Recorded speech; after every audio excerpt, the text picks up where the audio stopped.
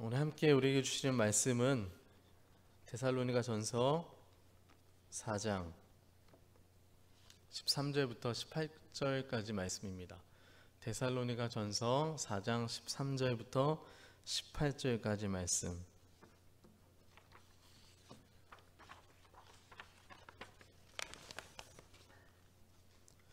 네, 다 찾으셨으면 저와 함께 읽도록 하겠습니다. 형제들아, 자는 자들에 관하여는 너희가 알지 못함을 우리가 원하지 아니하노니 이는 소망 없는 다른 이와 같이 슬퍼하지 않게 하려 함이라. 우리가 예수께서 죽으셨다가 다시 살아나심을 믿을진대 이와 같이 예수 안에서 자는 자들도 하나님이 그와 함께 데리고 오시리라. 우리가 주의 말씀으로 너희에게 이것을 말하노니 주께서 강림하실 때까지 우리 살아남아 있는 자도 자는 자보다 결코 앞서지 못하리라. 주께서 호령과 천사장의 소리와 하나님의 나팔 소리로 친히 하늘로부터 강림하시리니 그리스도 안에서 죽은 자들이 먼저 일어나고 그 후에 우리 살아남은 자들도 그들과 함께 구름 속으로 끌어올려 공중에서 주를 영접하게 하시리니 그리하여 우리가 항상 주와 함께 있으리라. 아멘. 그러므로 이러한 말로 서로 위로하라. 아멘. 우리 말씀 한 군데 더 찾아보겠습니다. 요한계시록 19장 7절부터 10절까지 말씀 함께 보도록 하겠습니다. 요한계시록 19장 7절부터 10절까지 말씀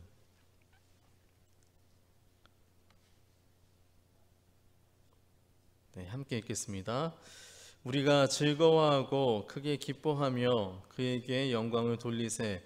어린 양의 혼인 기약이 이르렀고 그의 아내가 자신을 준비하였으므로 그에게 빛나고 깨끗한 세마포 옷을 입도록 허락하셨으니 이 세마포 옷은 성도들의 옳은 행실이로다 하더라.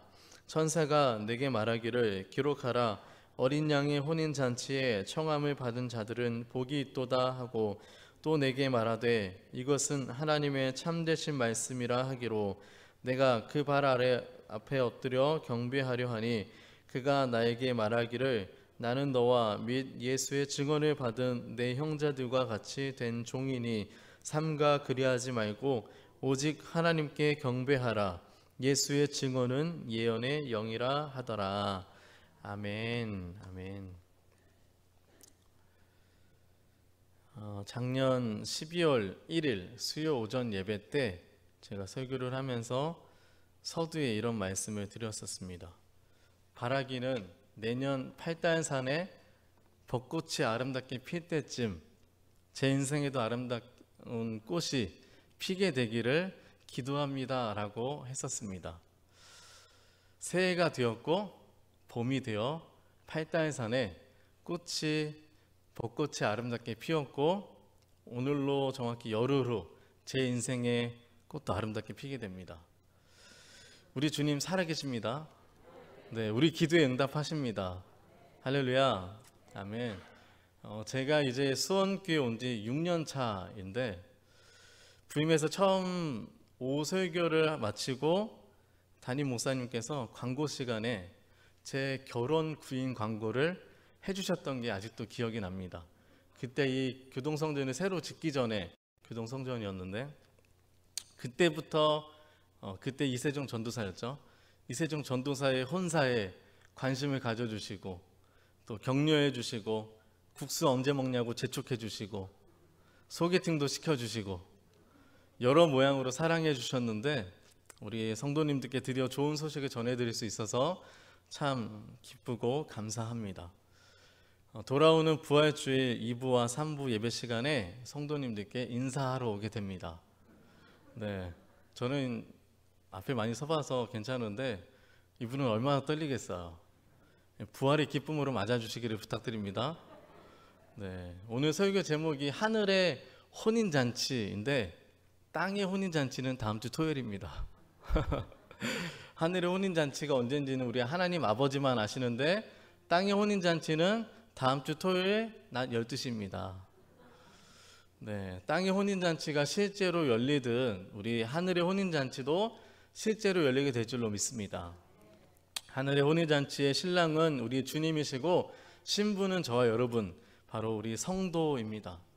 우리의 신랑 되시는 그 주님께서 이 땅에 다시 오실 때 우리는 거룩하고 순결한 신부되어 우리가 찬양한 것처럼 그 주님을 맞이하고 천국에서 혼인잔치를 올리게 될 줄로 믿습니다. 오늘 본문인 이 데살로니가 전서에는 혼인잔치라는 말이 나오지 않지만 본문과 우리가 함께 읽은 요한계시록 19장 말씀과 연결해서 말씀을 나누려고 합니다. 먼저 오늘 본문을 살펴보면 바울은 디모데로부터 이 데살로니가 교회 문제에 대해 보고를 받았습니다. 이 문제 해결책을 제시해야 될 필요를 바울이 느꼈고 편지하게 된 것이죠.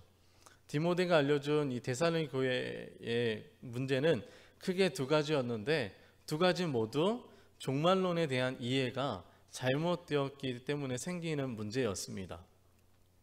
하나는 주님의 재림이 가까웠다는 그 인식에 너무 과도하게 매몰돼서 소위 영적인 것에만, 종교적인 생활에만 집중한 것입니다. 그러니까 예를 들면 이거죠. 주님 곧 오실 텐데 기도하고 말씀 봐야지. 지금 직장 다닐 때가 아니야. 지금 공부할 때가 아니야. 시집가고 장가가고 할 때가 아니야. 곧 예수님 다시 오시니 준비해야지. 무슨 소리야? 라고 하면서 극단적인 시한부 종말론자가 되는 것입니다. 그래서 당시 성도들의 일상적인 삶과 이 신앙생활의 균형이 완전히 무너졌던 것입니다. 일상적으로 우리가 일을 하고 또 가정을 돌보고 돈을 벌며 생활하는 이러한 일상적인 모습이 성도들 가운데 점점 줄어들고 의도적으로 그것을 회피하는 자들이 생겨난 것입니다. 그러면서 다른 이들의 수고로운 노동의 결과를 그냥 누리기만 하며 교회 공동체 안에서 짐이 되어 버렸습니다. 그들은 시한부 종말론을 핑계 삼아서 게으르게 살며 일하지 않고 교회의 구제비로 근근히 생활하는 것이었습니다. 이에 바울은 데살로니가전서 4장 11절에 이렇게 말합니다. 조용히 자기 일을 하고 너희 손으로 일하기를 힘쓰라고 명령합니다.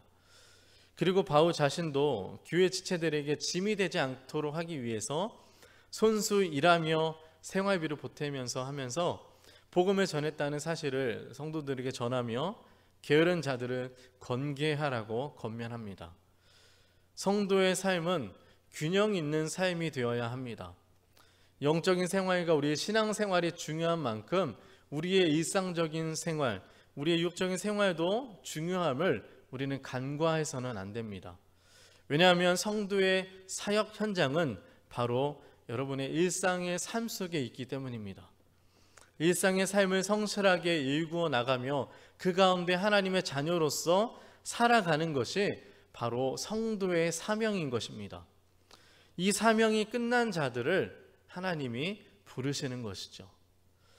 즉 주님이 부르실 때까지 우리는 인내하고 견디며 성도의 사명을 잘 감당해야 하는 것입니다. 그런데 이러한 가르침을 거스르며 종말을 핑계로 일상의 삶을 성실히 감당하지 않았던 성도들이 있었기에 바울이 이 문제를 해결하고자 편지를 쓴 것입니다. 바라기는 저와 여러분의 신앙과 여러분의 저의 일상의 생활을 균형 있게 유지하며 하나님을 기쁘시게 하고 세상에서 본이 되는 그리스도인들이 되기를 주님의 이름으로 간절히 축복합니다. 데살로니가 교회의 또 하나 잘못된 문제는 주의 강림과 죽은 자들의 부활에 관한 것이었습니다. 데살로니가 성도들은 저들이 섬기던 우상들을 다 버리고 이제 오직 예수님만을 섬기기로 작정한 사람들이었습니다. 그로 인해서 사회적으로 또 경제적으로 관계적으로 굉장히 모든 핍박과 환난과 고난 속에서 그들은 그들의 믿음을 지키며 살아왔습니다. 초대교회 전통에 따라서 예수 그리스도의 그 복음과 함께 부활의 소망 그리고 다시 오실 예수님은 그들은 기다렸습니다. 그러다 안타깝지만 죽음을 맞이한 성도들이 생겨난 것이죠. 데살로니가 성도들이 이러한 이미 죽은 자들, 먼저 죽은 자들이 예수님이 다시 오시는 재림하실 때 어떻게 되는지에 대해서 몰랐던 것입니다. 예수님이 다시 오실 것에 대한 믿음은 있었지만 이미 죽은 자들은 예수님의 재림을 직접 목격할 수 없기 때문에, 경험할 수 없기 때문에 그 위대한 사건으로부터 단절될 수 있다는 두려움과 이미 죽은 자들에 대한 슬픈 마음을 갖게 되었던 것입니다. 이에 바울은 이러한 잘못된 종말론과 재림관을 가진 성도들을 가르치고자 편지를 씁니다. 13절 말씀 같이 한번 다시 읽겠습니다. 13절입니다. 형제들아, 자는 자들에 관하여는 너희가 알지 못함을 우리가 원하지 아니하노니 이는 소망 없는 다른 이와 같이 슬퍼하지 않게 하려 함이라. 아멘. 데살로니가 성도들은 소망 없는 다른이, 즉 안 믿는 불신자들과 똑같이 죽은 사람들과의 그 이별에 대해 너무 과도하게 슬퍼했고, 이로 인해서 그 삶의 무기력과 절망까지 느끼는 경우가 있었다라는 것이죠. 물론 사랑하는 사람과의 이별이 슬픔이고 애도하는 것이 당연합니다. 데살로니가 성도들의 애도는 그것을 넘어섰던 것으로 보입니다. 이에 바울은 그들이 세상에 소망 없는 자들처럼 되지 않기를 바랬습니다. 왜냐하면 이제 예수를 믿은 그들에게, 성도들에게는 영원한 소망이 주어졌기 때문입니다. 바울은 성도에게 주어진 영원한 소망, 그 부활의 신비와 주님의 재림 때 일어날 그 일들에 대해서 설명합니다. 14절 말씀 다시 한번 같이 읽겠습니다. 시작. 우리가 예수께서 죽으셨다가 다시 살아나심을 믿을진대 이와 같이 예수 안에서 자는 자들도 하나님이 그와 함께 데리고 오시리라. 아멘. 여러분, 이 믿음은 당시 초대교회의 핵심적인 교리를 이루었던 내용이었습니다. 고린도전서 15장에서 바울이 가르치듯이 그리스도의 부활이 모든 잠자는 자들의 첫 열매가 되셔서 믿는 성도들의 미래에 있을 부활의 증거가 된다라고 말씀합니다. 예수님께서 제자들에게 직접 이렇게 말씀하셨습니다. 우리 요한복음 14장 19절 말씀 보면 조금 있으면 세상은 다시 나를 보지 못할 것이로되 너희는 나를 보리니 이는 내가 살아있고 너희도 살아있겠습니다. 아멘. 즉 부활의 말씀을 하시는 겁니다. 바울도 성경 여러 곳에서 이 예수님의 부활이 성도의 부활의 증거가 됨을 가르쳐주고 있습니다. 로마서 8장 11절 말씀과 고린도전서 6장 14절 말씀을 우리 함께 읽어보도록 하겠습니다. 예수를 죽은 자 가운데서 살리신 이의 영이 너희 안에 거하시면 그리스도 예수를 죽은 자 가운데서 살리신 이가 너희 안에 거하시는 그의 영으로 말미암아 너희 죽을 몸도 살리시리라. 아멘. 하나님이 주를 다시 살리셨고 또한 그의 권능으로 우리를 다시 살리시리라. 할렐루야. 아멘. 여러분 믿으십니까? 아멘. 그럼 결국 그리스도께서 죽은 자 가운데서 부활하셨기 때문에 예수 안에 자는 자들도 반드시 그와 함께 일으켜지며 그와 함께 동행하게 되는 줄로 믿으시기 바랍니다.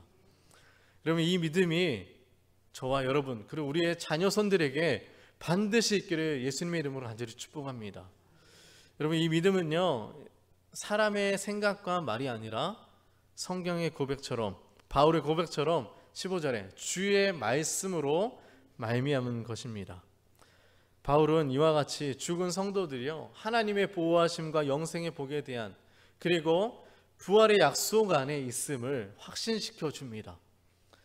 바울이 여기서 말하려고 하는 핵심은요 죽은 성도들의 영혼은 이미 하늘에서 예수님과 함께 거하고 있으며 14절 하반절의 말씀처럼 재림 때 하나님이 그와 함께 예수님과 함께 하늘에서 데리고 온다라는 점입니다.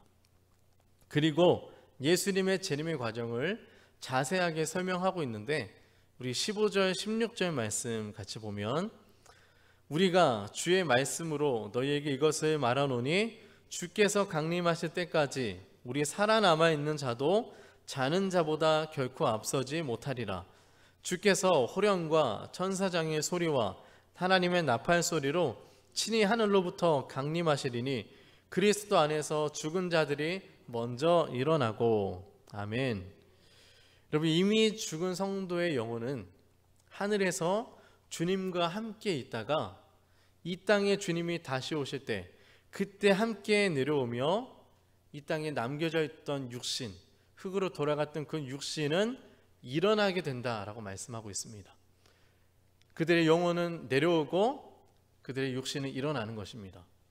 여러분, 이거 잘 기억하셔야 돼요. 이 모습을 고린도전서 15장 52절에 말씀하는데, 나팔 소리가 나매 죽은 자들이 썩지 아니할 것으로 다시 살아난다라고 묘사합니다. 장사했던 몸이 무덤에서 일어나 영광스러운 부활체로 부활하게 돼서 공중에서 영과 육이 다시 연합하여 합쳐지는 그 부활의 신비가 주님의 재림의 때에 일어나게 된다라는 것입니다.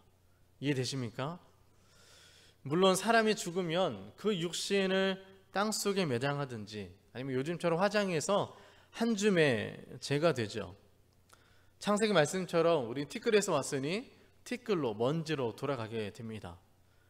우리 육신이 죽어서 티끌이 될지라도, 그러나 말씀으로 천지를 창조하신 그 하나님의 능력으로 우리의 티끌이었던 그 몸, 화장되어서 뿌려진 땅속에 흩어진 우리 티끌의 그 몸도 부활하게 될 줄로 믿습니다. 여러분, 그리고 이 부활의 축복이요, 그리스도 안에서 이미 죽은 자들에게 먼저 일어나는 거예요. 그리고 주님의 재림 때에 살아있는 사람들, 그 사람들은 그 다음이라고 바울은 말합니다. 쉽게 말해서 하나님의 부르심을 받는 데는 순서가 없잖아요. 그런데 주님의 재림 때의 부활은 순서가 있다라는 것입니다. 그리스도 안에서 죽은 자들이 먼저 일어나고 17절의 말씀처럼 그 후에 우리 살아남은 자들도 그들과 함께 구름 속으로 끌어올려 공중에서 주를 영접하게 하시리니 그리하여 우리가 항상 주와 함께 있으리라. 아멘. 여러분, 정리하면요, 첫 번째, 호령과 천사장의 소리와 나팔 소리와 함께 주님의 내려오심이 있고, 이때 먼저 죽은 자들의 영혼도 같이 내려오는 겁니다. 두 번째는 주 안에서 죽은 자들의 몸이 영광스러운 몸으로 먼저 일어나 공중으로 올라가게 되는 것입니다. 그리고 세 번째는 주님의 재림의 때 살아남아 있는 자들이 있을 거잖아요. 살아남아 있는 자들의 끌어올려짐, 우리가 휴거라고 하죠. 그 휴거가 일어나게 되는 것입니다.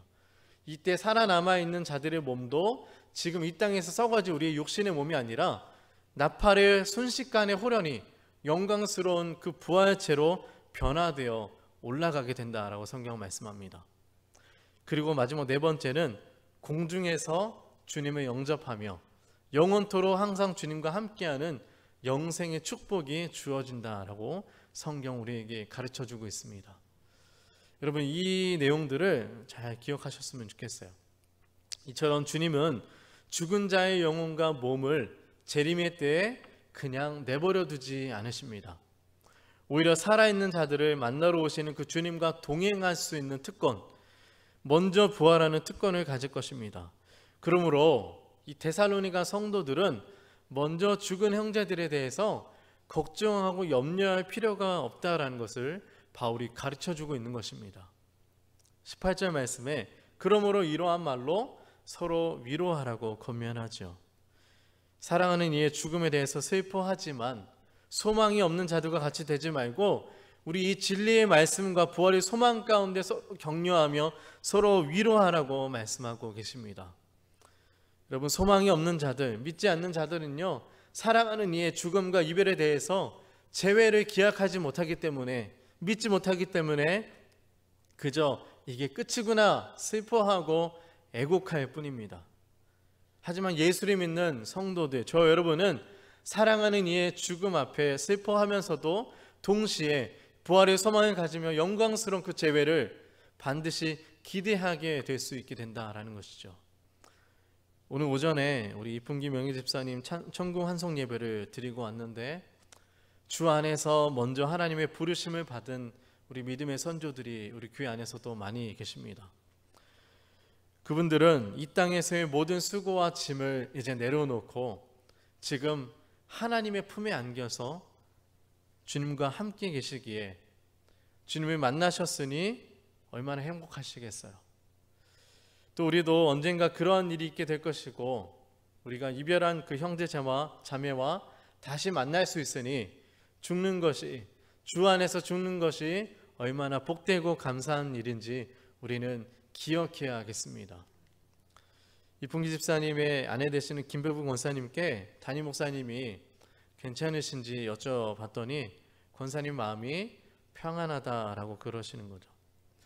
물론 평생을 함께 살았던 사랑하는 남편과 또 아버지를 먼저 보내는 그런 일은 참 슬픔이고 아픔일 것입니다.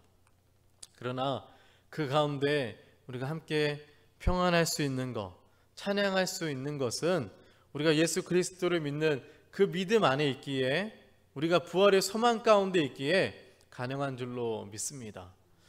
먼저 하나님의 부르심을 받은 성도님들의 장례를 치르고 또 지켜보며 이제 남겨진 우리는 우리에게 남은 날 동안 주님의 다시 오시는 그 날을 믿음으로 기다려야 합니다. 그 날은 우리 믿는 자들에게 하늘의 혼인잔치가 열리는 기쁨이 넘치고 영광스러운 날이 될 것입니다. 바라기는 여기 모인 저 여러분 모두가 이 하늘의 혼인잔치에 참여하게 되기를 주님의 이름으로 간절히 축복합니다. 우리는 이 하늘의 혼인잔치를 어떻게 준비해야 할까요? 제가 결혼 준비를 처음 하다 보니 준비해야 될 게 정말 많더라고요. 결혼하신 분들 참 대단한 것 같아요. 결혼하셨다라는 그 사실만으로도 정말 박수 쳐드리고 싶어요. 알아야 될 게 많고 찾아야 될 게 많고 선택해야 될 게 정말 많아요.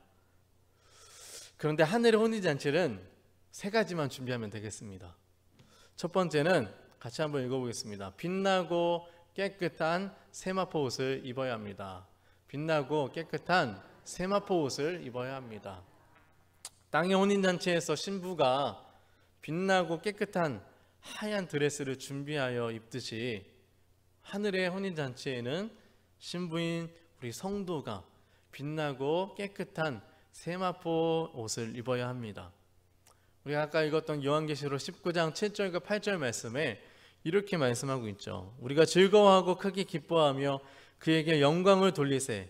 어린 양의 혼인 기약이 이르렀고 그의 아내가 자신을 준비하였으므로 그에게 빛나고 깨끗한 세마포 옷을 입도록 허락하셨으니 이 세마포 옷은 성도들의 옳은 행실이로다 하더라. 혼인잔치에 신부가 입을 이 세마포 옷은 예수의 보혈로 정결하게 씻은 옷입니다. 이 세마포 옷은요, 우리가 입는 게 아니에요. 하나님이 우리에게 허락해 주시는 것입니다. 구원은 하나님의 전적인 은혜, 하나님의 선물로 받은 것입니다. 우리의 공로나 우리의 어떤 행위가 아니라 하나님의 은혜로 우리에게 주어진 선물이죠. 이사야서 61장 10절 말씀을 보면 내가 여호와로 말미암아 크게 기뻐하며 내 영혼이 나의 하나님으로 말미암아 즐거워하리니 이는 그가 구원의 옷을 내게 입히시며 공의의 겉옷을 내게 더하심이 신랑이 사모를 쓰며 신부가 자기 보석으로 단장함 같게 하셨음이라 라고 말씀하고 있습니다. 여러분, 하나님이 구원의 옷과 공의의 겉옷을 우리에게 주신 줄로 믿습니다. 우리 눈에 보이지 않죠. 우리 눈에 보이지 않지만 우리는 예수를 믿음으로 하나님이 우리에게 구원의 옷, 공의의 옷, 빛나고 깨끗한 이 세마포 옷을 입혀 주신 줄로 믿으시기 바랍니다. 어린 양의 신부에게 깨끗한 그 세마포 옷을 입도록 허락하셨다라는 것은 아까도 말씀드렸다시피 신부의 의로움이나 아름다움 때문에 옷이 제공된 것이 아니라 하나님의 선하심과 주님께서 베푸시는 그 전적인 은혜로 주어졌다는 것입니다. 예수의 보혈로 정결하게 씻길 이 세마포, 이 흰 옷을 입은 이 아름다운 신부로 준비되시기를 주님의 이름으로 축복합니다. 우리 두 번째 같이 읽어볼까요? 정결하게 단장하며 준비해야 합니다. 네, 정결하게 단장하며 준비해야 합니다. 혼인잔치를 위해서 신부가 기름을 바르고 스스로 단장하며 준비하듯 하늘의 혼인잔치를 위해 하나님의 은혜로 세마포 옷을 입은 그 정결하고 아름다운 모습을 우리는 유지해야 하는 것입니다. 신랑 신부가 결혼을 통해서 서로가 서로에게 충실해야 하듯이 순결한 신부로 준비돼서 신랑을 맞이하며 신랑 대신 그 주님께 충실해야 하는 것입니다. 이는 그 성도의 거룩한 행실, 우리 성경에 보는 옳은 행실을 의미합니다. 빛나고 깨끗한 세마포 옷을 하나님의 전적인 은혜로 우리가 입고 있지만 그 옷을 우리가 깨끗하게 유지하고 정결하게 단장하며 기다리는 것은 신부인 저와 여러분의 몫인 것입니다. 혹 우리의 죄로 말미암아 더러워졌다면 날마다 예수의 보혈로 정결하게 씻어내시고 깨끗하고 깨어서 준비되어 있어야 합니다. 신부면 신부답게, 또 주신 직분에 따라 목사면 목사답게, 장로면 장로답게, 권사면 권사답게, 안수집사면 안수집사답게 우리에게 주신 직분 따라 성도면 성도답게 그 영적인 신분에 맞게 우리는 살아가며 혼인잔치를 준비할 수 있기를 축복합니다. 세 번째 마지막은 같이 읽겠습니다. 기대하는 마음으로 준비해야 합니다. 아멘. 여러분, 우리는요 마치 이 땅이 혼인잔치를 준비하며 기다리는 신랑 신부의 그 마음으로 하늘에서 열릴 그 어린 양의 혼인잔치를 기대함으로 준비하셔야 한다라는 것입니다. 결혼하신 지가 참 오래전이시라 신랑 신부의 마음을 다 잊어버리셨을 것 같아서 가장 따끈따끈한 이 사람의 마음을 전해드립니다. 예비 신랑 10일을 앞둔 저의 마음입니다. 참 100일 남았을 때가 엊그제 같은데 그날이 도적같이 10일 앞으로 다가왔어요. 혼인잔치를 기다리는 제 마음이 어떨까요? 얼굴에 써있죠. 너무 좋아요. 너무 설레고 그렇습니다. 그날을요 막 머릿속으로 떠올려봐요. 그려봅니다. 이미지 트레이닝 해보는 거죠. 혼인잔치를 알리는 담임 목사님의 예식사가 선포되고 사랑하는 어머니들이 한복을 곱게 차려입고 긴장함 속에 입장하시는 그 모습, 그리고 신랑 입장 하는 그 신호 소리에 제가 할렐루야 외치면서 걸어갈 제 모습도 그려보고, 또 가장 아름다운 신부의 입장하는 그 모습, 눈을 뗄 수 없을 정도로 입을 이미 벌리고 있지만 입을 더 크게 벌릴 제 모습을 상상해보며 기쁨으로 축하하며 축복해 주실 가족들과 우리 성도님들, 지인들의 얼굴을 그리며 기대가 됩니다. 저만 기대되나요? 그러한 마음으로 그날 예식을 위해서, 그리고 무엇보다 이제 평생을 함께 할 이 신부를 맞이하기 위해 준비하고 있습니다.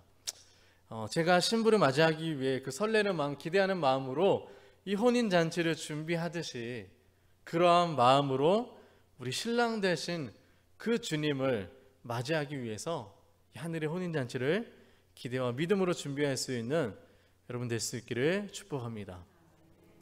어제 이사 신방을 하면서 한 권사님이 그러시더라고요. 이제 내가 이 부활주일을 몇 번이나 더 드릴 수 있을까? 내가 몇 번이나 이 월사 기도에 참석할 수 있을까? 내가 얼마나 더 헌신할 수 있을까? 라고 하는 생각이 드신다라고 하셨는데, 연세가 있으신 이 권사님들의 입장에서 그런 마음이 정말 드실 수 있겠다라는 생각이 들더라고요. 우리의 남은 인생이 결코 길지 않잖아요. 가장 젊은 제가 이런 말씀을 드려 죄송하지만 순서가 없잖아요. 우리 인생을 우리 나이가 보장해 주지 않습니다. 주님 만날 그날을 우리 잘 준비할 수 있기를 소망합니다. 사랑하는 성도 여러분, 우리는 오늘을 내일처럼 살아가는 자들이 되어야 합니다. 우리는 이 땅에 속하여 살지만 하늘에 속한 자처럼 살아가야 합니다. 이 땅에서 우리의 인생은요 반드시 마침표가 있음을 기억하며 죽음 이후 영원한 생을 잘 준비하시기를 축복합니다. 우리 주님 천사장의 나팔 소리에 다시 오실 것입니다. 그날이 도적같이 반드시 이를 것입니다. 이 나팔 소리가 믿지 않는 자들에게는 심판의 소리, 멸망의 소리겠지만 예수 그리스도를 믿는 저 여러분에게는 기쁨의 소리, 천국 혼인잔치를 알리는 예식의 소리, 영광의 소리가 될 것입니다. 그리고 믿는 자는 그 부활의 첫 열매 되신 주님 따라 함께 부활하여 영광스러운 하늘의 혼인잔치에 참여하게 될 줄로 믿습니다. 우리 주님의 고난을 묵상하며 지금 고난 주간을 보내고 있는 이 시기에 정말 놀랍고도 신비로운 이 부활의 소망으로 감사와 찬양이 끊이지 않기를 축복합니다. 결국 이 십자가의 그 고난과 희생은요, 저 여러분을 너무나 사랑하셔서 영원토록 함께 하시기 위해, 그리고 우리를 그 하늘의 혼인잔치의 신부로 초대하기 위함인 줄로 믿으시기 바랍니다. 이 부활의 소망, 하늘잔치의 기대함을 가지고 살아갈 때 이 땅에서 우리의 삶이 정말 퍽퍽하고 고난 있고 궁핍하고 어렵고 힘들더라도, 고난이 있을지라도 소망 없는 자들처럼 슬퍼하고 좌절하고만 있는 것이 아니라 감사와 찬양을 올려드리며 능히 승리하며 살게 될 줄로 믿습니다. 그 영광스럽고 감격적인 혼인잔치에 예수의 보혈로 깨끗하게 씻긴 세마포 그 흰 옷을 입고 순결한 신부 되어서 우리의 신랑 되신 그 주님을 맞이하며 영원토록 그 천국잔치 함께할 수 있는 저와 우리 여러분들, 우리 모든 우리 다음 세대 될 수 있기를 예수님의 이름으로 간절히 축복합니다. 아멘.